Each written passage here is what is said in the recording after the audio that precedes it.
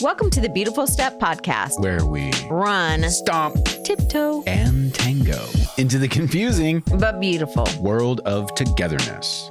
We are your hosts, Kris and Charity. Now, let's go make our together even better. Hey, babe. Hey. How are you? I like that vest. You do? Mm-hmm. Mm. I remember that we got that at like some thrift thing in California. Los Angeles. Cole got it for you. He did. So it's wonderful. Cool. I love it. It's very, it reminds me of something we would have worn in like the 80s. Wait, what? Yeah. Well, that's cool, I guess, because that's back. Because it's like wide and big and long. It's streetwear, Chair. Exactly. You like that? Yeah. Okay. Very cool. Anyway, so we had a fight. We had a little bit of a fight. It wasn't even a fight. It was not a fight. It was like a...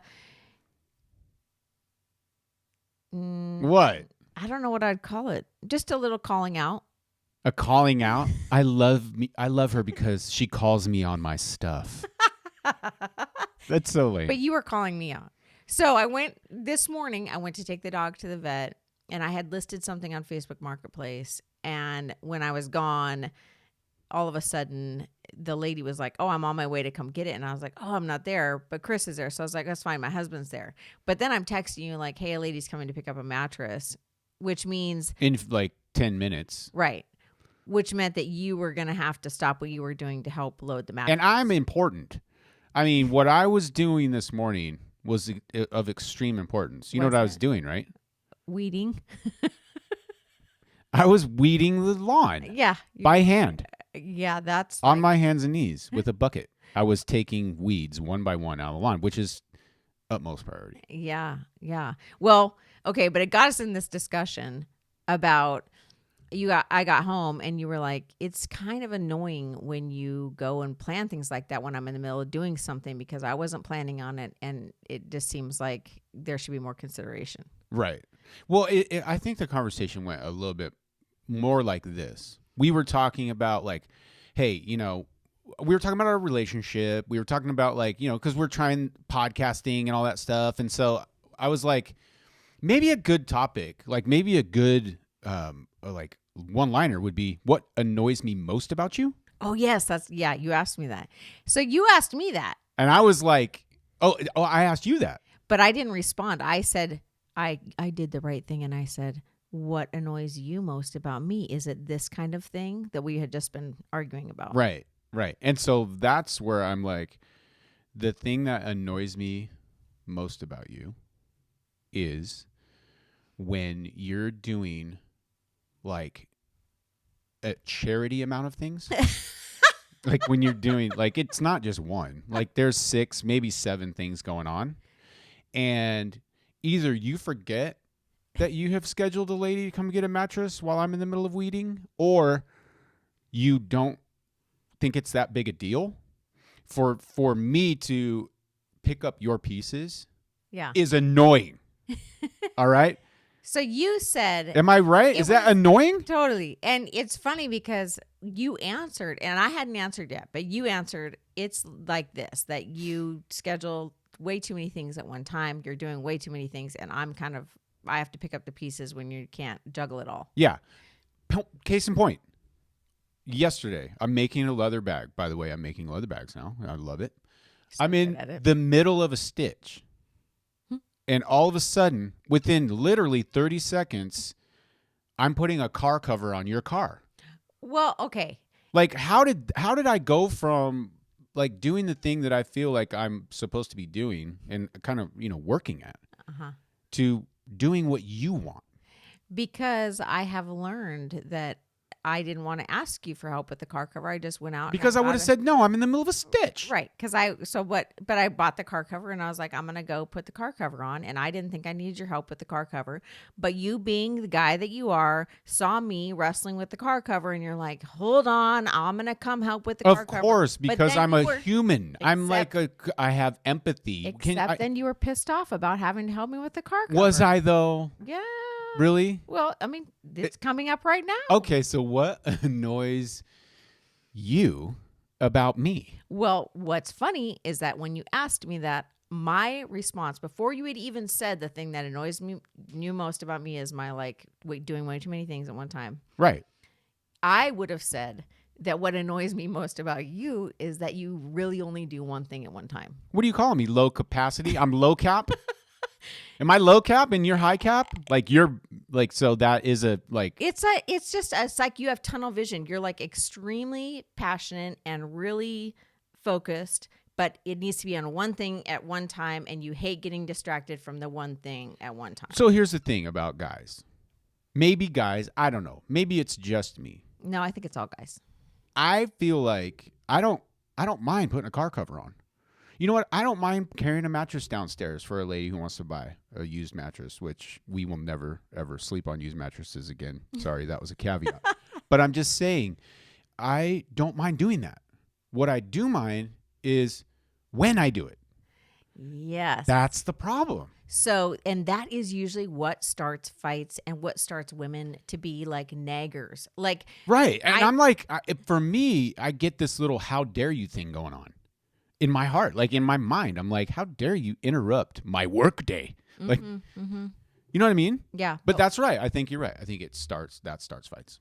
It starts, well, what ends up happening is I think oftentimes one partner is like wanting the other partner to work on their schedule and at their pace. And so we talked about capacity. Like you were like, am I low cap? Am I high cap? And I'm like, well, I think I'm a pretty high capacity person. I can do a lot of stuff at one time. And you're in the upper like 2 percentile of successful people. Like you can do, if we went on a list right now of stuff that you're doing, I do you would make me look like a Dorito eating. No, you're doing a lot of stuff too, but it doesn't. I enjoy doing lots of things at one time. In fact, I get energy and I thrive off that. But a lot of people, right? Okay, can I just say this? Yeah, we were coming up here to do this podcast just a few like minutes ago. Meanwhile, you're asking me what decision we should make on an investment property that just came on your phone. Like on the way upstairs, I'm like, are we doing that right now? Like, and I was like, yeah, I need to text back the wholesaler and ask him what we're, and I'm like, tell him I'll go look at it. So in my mind, those things are not burdensome. In fact, they're like, ooh. And I know it. I was like, she's loving this right now. And you were like, why are we thinking about that right now? So let's talk about capacity in general. Because I think capacity is really. I have some things to say about it. Go ahead. You do? Okay. I do. Go. I think capacity is kind of misunderstood because capacity could either be, you could say, am I low capacity? And when you asked me that, I actually didn't want to say like, no, because for some reason, low capacity is deemed as like one's better and one's worse. Or one's lazy and one's productive. Right. But I think capacity is actually more about like, how do you prefer to work? What do you prefer to be doing? Okay, preach that. How do you prefer to process? What is your flow? I love it. Because if I get in a flow state, it's like I'm asleep, but I'm super productive. And if I get, woke up out of that, it's like I can't get back into what I'm doing. Yes, totally. And our daughter's the same way. It's like you both, like when you get in that, you're the most creative, most productive people, and don't derail you from that because it's like you're in the zone. Right. And you're like, I can see like, if we use a metaphor, like, you're sitting in a giant tree, like Indian style, and you have all of these like 17 different things, these birds landing on your shoulders and hands, and you direct them in the way that they should go. Like you're that. I'm like, I can't do that. No, I'm a mole, right? I do one thing.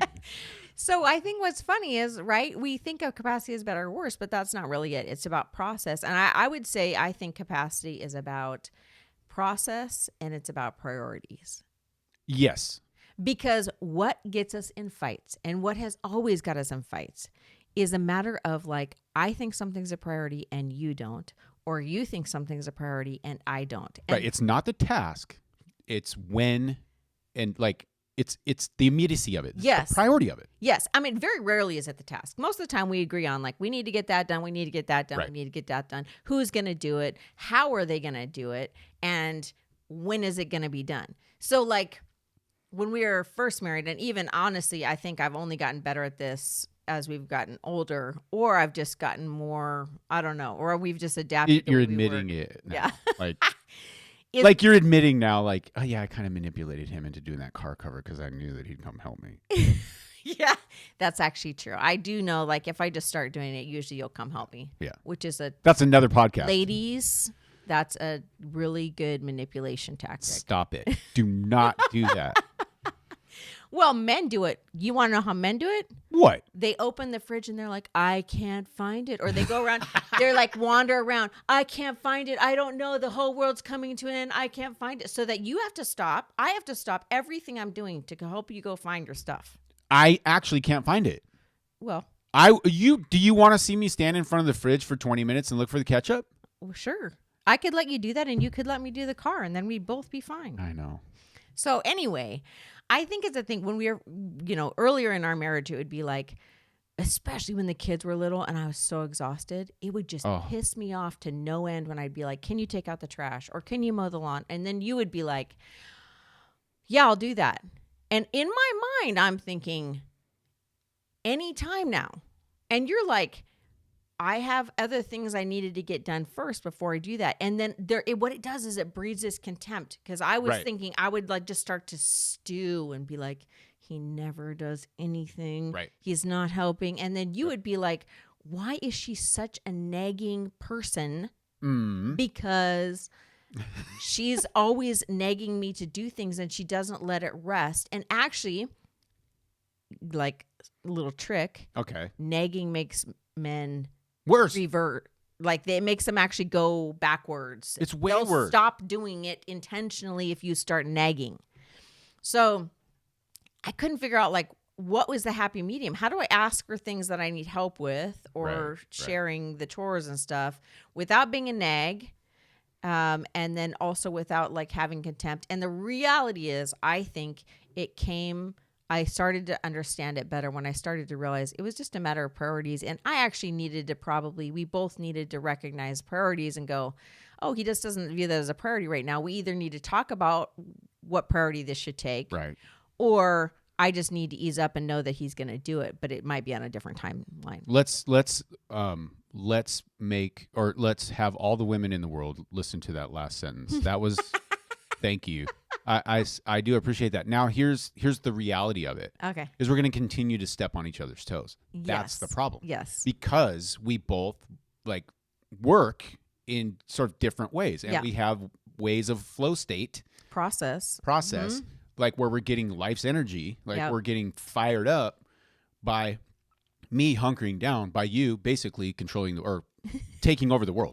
Like by me doing lots of things. I like to do lots of things. Exactly. And so we're going to step on each other's toes. That's the problem. Yeah. Let me so can you hold that just for a thought, just for 1 second? That we're stepping on each other's toes. Okay, hold that just there. Okay, I got it. I want to just say this because I think it's important. Because a lot of my guy friends say this. They're like, and I way more than once, like a lot of my guy friends would be like, my wife, the hard part with her is, because this is different than you, is she's sick all the time. Like, she's like, I just don't feel well, or I'm really tired. And it's like, so I just wanted to say something about that because it's this thing of like, sometimes people use that, women use that. Men might too. Yeah. I don't know. But in this case, my guy friends, they're like, it's just a total excuse to get out of like a responsibility. Like they just didn't want to go to that social event, or you know what I mean? So they are like, they just didn't want to try hard or whatever. And so then the guy is like, she's just so low cap. I can't, like, every time we go to like do a task or whatever, she just feels sick. You know what I mean? Mm-hmm. Or like, I can't really count on her to be like actually a stable, like, partner in this certain venture or whatever it might be, because she'll probably just get sick. And I would say probably women might use that excuse, or one partner might use that excuse. And then, but oftentimes it's been my experience that men will all of a sudden need to take a dump or um or like have something else that is really needed to happen right then when you ask them if they'll do something like take out the trash or whatever. Like all of a sudden, Right. Something else. I think, urgent. and while we're on this caveat, it feels like with you, so let me just ask you this: Are women more sickly than men? Oh no, but we got periods and lots of hormones and all that other kind of stuff. So kind of, is that yes then or not, or is it? I would just say that we're probably more prone to like up and down cycles of everything, but so are men. It's just that they like it comes out differently. Women might get emotional and might feel sickly. Men are just going to get pissed off and like, or emotional in a different way, get their feelings hurt, whatever. Right. It just is different. It's just we've gotten as a society very good at identifying women's ups and downs, and we're very bad at identifying men's ups and downs. I will say my experience with you feeling sick, because it seems like it was somewhat often, where you'd be like, I just feel like crap. Like, I just don't feel well. I knew that, like, I don't remember a time where you have ever used sort of not feeling well or sickness to get out of a responsibility. In fact, you would just push through and work sick. And so I would just say the reason why I'm saying this is because a lot of guys out there are not giving their wives a fair shake when they're actually not feeling good. They're not feeling good. They're right. just not feeling well. Well, you got some people. I mean, it could be any wives, husbands, anybody. Somebody could be like a hypochondriac or just like use it as an excuse to get out of the world. But I'm just trying to bring it into this conversation where it comes down to like low cap, high cap, what your capacity is. If it doesn't, it's not a good or bad. It's like, look, your partner, your spouse is not feeling well. Back off. Right. I think it's more about needing a break. It's more about the process and the needing a break than it is about not actually feeling healthy. So, I mean, if you're actually not really ill, but that I can only speak for me. When I'm not really feeling well and I'm like, I sometimes just have those down days where I'm like, I'm not feeling up to speed. Right. I view it now that I'm older and have lived through enough where I'm like, I view it now as like, I just recognize that I just needed a down day. Like, I don't have to call it sickness. I don't have to call it anything else. I just needed to be able to rest for a minute. So it was my Your body way, and mind and spirit are telling you, dude, back off. Just sit down. It was my way of forcing myself to rest. Interesting. But it would be better if I would just acknowledge, like, hey, I actually need to rest. I can feel my body saying, like, I need to rest. Right. And giving myself the permission to do that. And then in turn, giving each other the permission to have a different which proves my process. point. Which proves my point exactly, because the reason why we're not giving ourselves or our spouse permission is because somehow we're convinced that if you feel if you feel less than, if you feel like you're not up for the task, it's bad.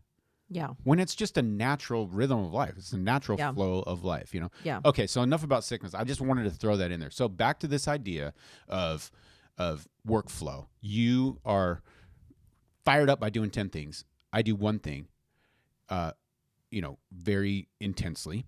And so, we can sit here and say we've solved the problem and now we've arrived, but we fight about it still. Like, we still are going to argue about it, and it's still going to be like, oh, why did she schedule that lady to come while I'm weeding the lawn? Or why is she doing, you know what I mean? Right. And so okay, let's just go tool time. Here's the way that I have actually, it has helped me to mitigate this. Okay. Because it doesn't go away. No, you just learn. You're hopefully on the journey, instead of trying to cure it, you just learn to actually help each other and work around each other, and like, so that you have a peaceful life. And for the longest time, I was like, I need to be more like Charity. I have to do 7 things at once. She thinks I'm weak. Now, and I'm like, why would I don't do that well. I just don't do that well. I do one thing really well, like, and then finish it and then move on to the next thing. Right. And so it's not a thing so I've stopped moralizing it. That's the important part. like, I don't think I could say like I always wanted to do less things because that's not my MO. Right. But for some reason in society, we like praise doing lots of things, which is probably why you're saying like, oh, I have the desire to do more things or whatever. But You're constantly called to like keep stepping up, doing more, progressing. Yeah. But actually all the science says that it's way better to do one thing at a time and quit multitasking because it's actually dumbs you down. Right. So I recognize that that's not an ideal perspective. And I try to get myself to slow down and be like, okay, Charity, do not go on to the next task until you finish this one. Right. So in some ways I'm like, I need to be more like Kris, where he like decides to do one thing and then he does it and he kicks butt at it and then it's over. But I think the thing that we're talking about is, again, it's not a right or wrong or better or worse. And right now it's easy to discuss because we're in our rightest mind, right? We're away from a situation. We can think objectively. Yeah, this is the way that things should be. But when it comes down to it, we're going to fight about it. Like, we're just going to do it. Everyone is going to, like, if you have this dynamic in your relationship, it's going to turn on and off. Where one person, well, it's always going to be this way because it might not be as extreme where one person wants to do a ton and one person, but you'll always have a different pace of workflow. Pace. I love it. And Pace. you'll always have a different timeline. Right. I don't want to do that right now. When you want the work done. And so Right. I think the thing that's really key is that we go, and what we've learned to do and what we're learning to do is to step back and go, okay, let's be honest with ourselves. Is the timeline just a matter of like, I hate being told no and I want to do it on my timeline? Right. And is it a thing of like, this doesn't have to be done right now? And can I recognize that there's just a different pace we're operating in? It's not that the other person doesn't want to do the thing or whatever, but it's right. We can actually talk about it civilly and make some agreements about how we're going to operate. And my thing is, I think probably the slam dunk watershed tool for me, because of my personality and because of my propensities, is for me to step back, if I can get a minute, if I'm not all fired up or whatever, to step back and basically say, who the hell do you think you are? It's this whole thing of like, what? Your will can't be crossed for a second? Like, you can't sacrifice, this amount of time, or, like, you can't be interrupted. And it comes down to this thing of like, I'm like, Kris, you're just trying to get your way again. And by the way, this is a relationship. And by the way, you love her. And by the way, she's laid her life down for you. And so, I can actually get there way more often and way quicker than I ever have. Now, it's not typically automatic, but I can get there. And which is like a huge freedom for me. Yes. And for you, I mean, good night. That's really good for us both to realize like, this isn't that big of a deal. Right. I don't like, so what you're saying, so what if I am interrupted? So what if I need to get up and go find that thing that he can't find? Or so what if, the kitchen sink faucet doesn't get fixed until Friday? Exactly. It's those like, it doesn't really matter in the grand scheme of things. If they are things that really matter, then you just have a sit down about it and you go like, okay, can we agree on certain things that then we can hold each other accountable to? But if you haven't actually talked about an agreed upon thing, but we each have assumptions about what the other person is responsible for, it's a surefire disaster.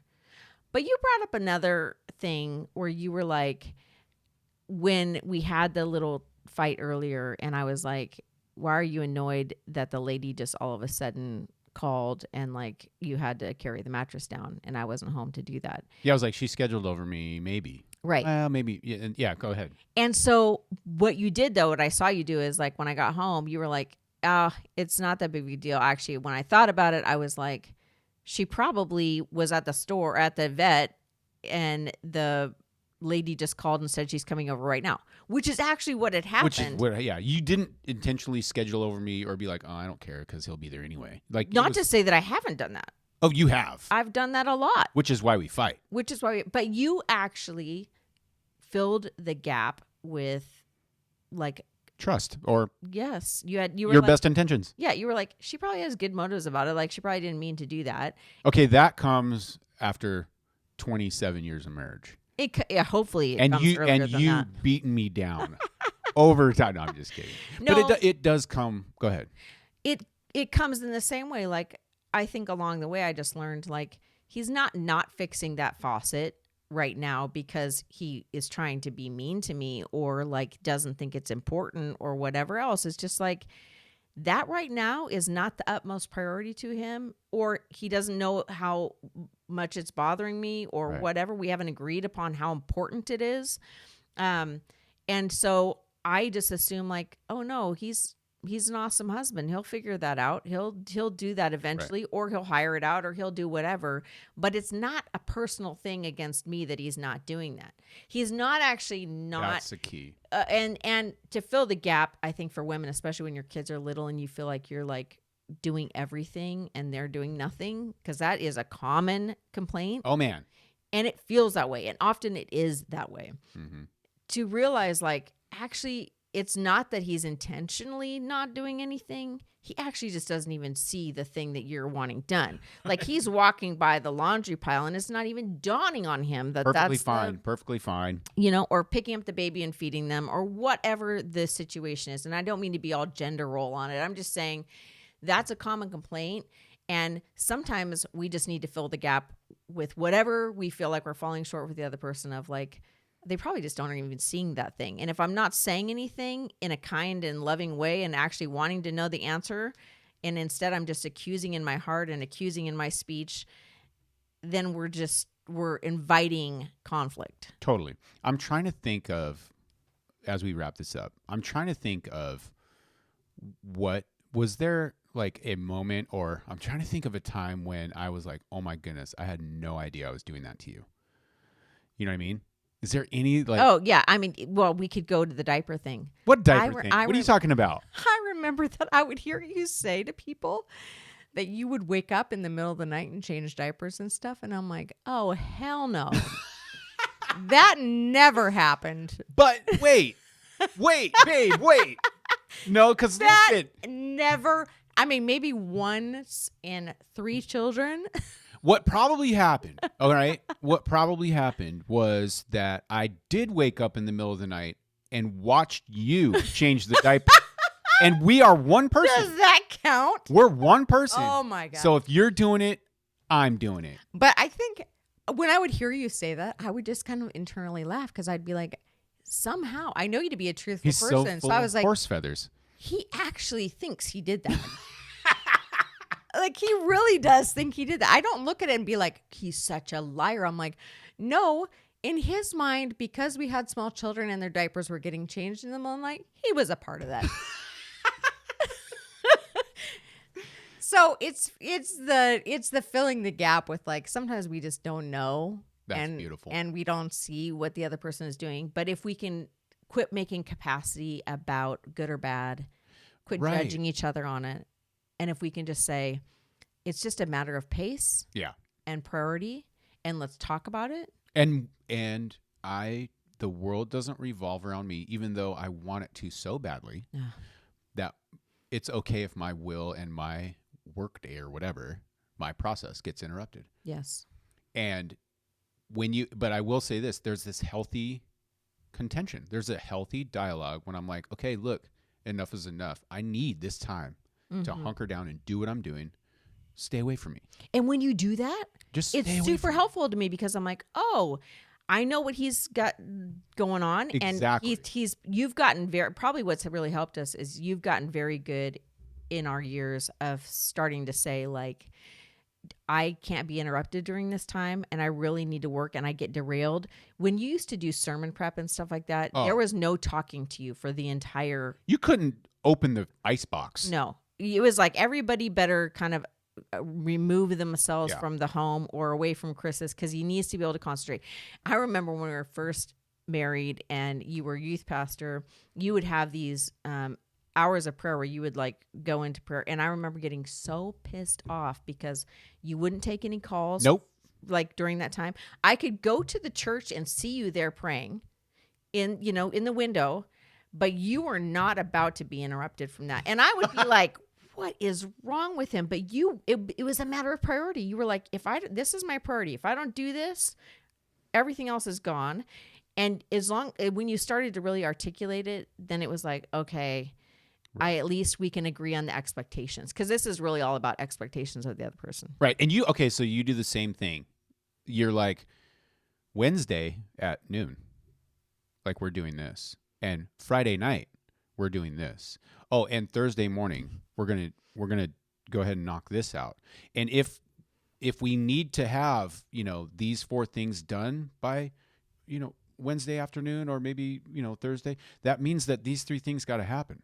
Like, you're actually doing a good job of that. And so then I go we're like, both learning to communicate I think that's better I about think the that's a big deal. expectations. Yeah, I think it's a big deal. Yeah. Anyway, so I think that's the biggest tool for me is we're gonna continue to clash on these things just because we're human. And I mean, I haven't reached nirvana. Have you? Like, I'm not perfect, and neither are you. And so I get myself out of the way. I let myself, be interrupted. I let my will be interrupted. And at the same time, I am as clear as I can possibly be. And sometimes that fails. And so I just go back to what really carries us. And when our love for each other. Yes. And when something happens, we fill the gap with like assumption that there was just a misunderstanding, or that honestly that there wasn't enough communication to cause this. That's an Andy Stanley thing, by the way. Oh, that's where we got the fill the gap. The fill the gap thing. Yeah, awesome. Super great communicator. Teacher. Yeah, awesome. Okay, well, good tools for all the things that annoy me about you. Low cap, high cap. Yeah. I don't know what other cap. I think you're beautiful. I love you. You're beautiful. Well, your hand. You just like my sweater. Your sweater is pretty rad.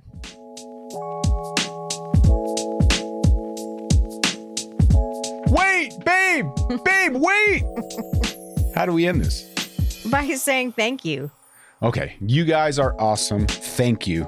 There's nothing more encouraging than you hitting that like button and commenting. And don't forget to subscribe. And I know there's more. You have a list. Might as well go down the list. Right. Okay. Watch the video of this podcast on our Beautiful Steph YouTube channel or on our website, where you can actually download transcripts and show notes of the episode. And don't forget to follow us on Facebook and Instagram. If today's episode made your together even better, tell someone. Okay, now. Right now. Today. Okay. You can take one step. It's just one step. Toward the beautiful relationship you want in your life. You got this.